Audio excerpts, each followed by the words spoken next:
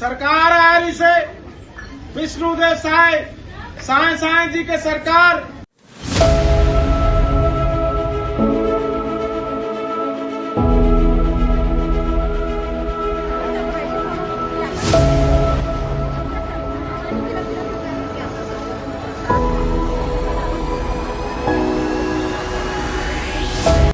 ताली से जोरदार भव्य स्वागत करबो मितानी ताली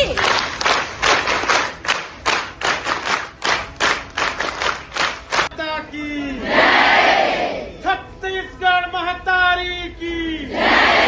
मितानी संघ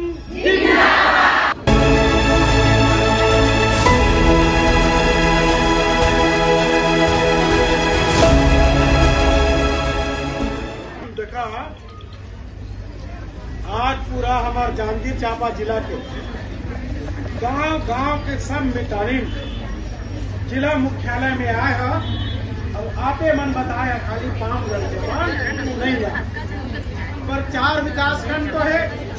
नवागढ़ बलौदा अकलतरा बमनिंडी हजारों की संख्या में पूरे प्रदेश में तो लाखों की संख्या में मितानिन मन पूरा सरकार के सब काम करते सरकारीकरण आज तक नहीं होए पर सरकार के सब काम करते बच्चा बच्चा के देखभाल करना है पैरासीटामॉल देना है टीबी के दवाई देना है सबके दवाई एक डॉक्टर ले काम नहीं आ छोटे स्तर में तबीयत खराब है तो अस्पताल लाना है जचकी है तो अस्पताल जाना है